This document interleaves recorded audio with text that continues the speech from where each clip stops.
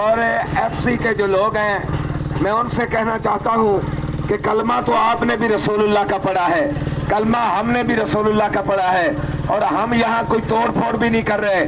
ہم تو یہاں پرامن لوگ بیٹھے ہیں، اپنے مطالبات لے کر آئے ہیں، بجائے اس کے کہ ہمارے جائز مطالبات کو تسلیم کیا جاتا ہے.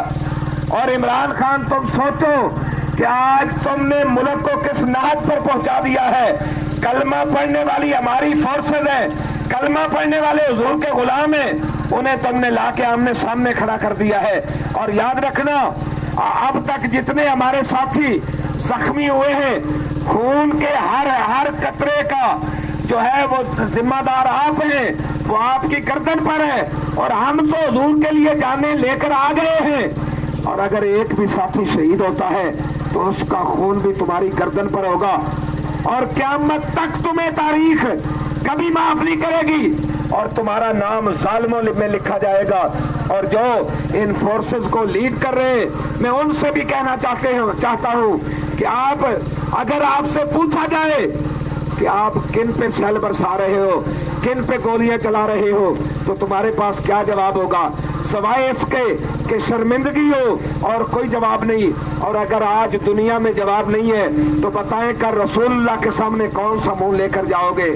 اس لیے میں اپنے ساتھیوں سے کہوں گا، یہ پولیس والے ہمارے بھائی ہیں، آپ نے اپنے علاقوں کو کور رکھنا ہے. وہ آپ کو مارے بھی تو آپ نے آگے سے ہاتھ نہیں اٹھانا.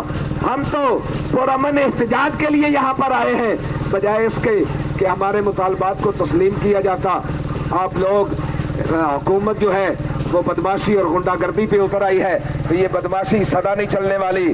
اور میں پورے پاکستان عمومی طور پر اور خصوصی طور پر پنڈی اور اسلام آباد کے لوگوں کو یہ بتانا چاہتا ہوں کہ پوری رات بارش بھی ہوتی رہی، شیلنگ بھی ہوتی رہی، اور ساتھیوں پر تشدد بھی کیا جاتا رہا، لیکن الحمدللہ ثم الحمدللہ ایک بھی ساتھی اپنی جگہ سے ہلا نہیں ہے.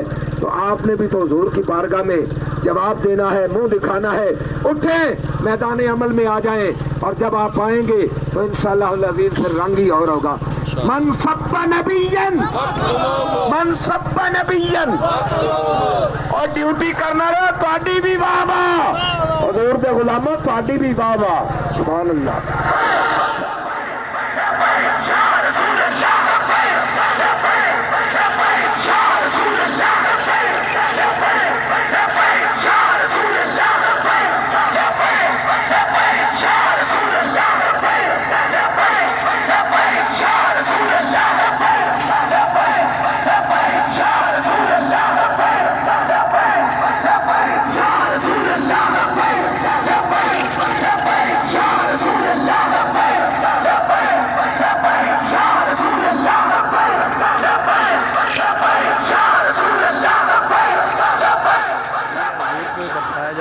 شیل ابھی تک برسا رہے ہیں، یہ دیکھیں.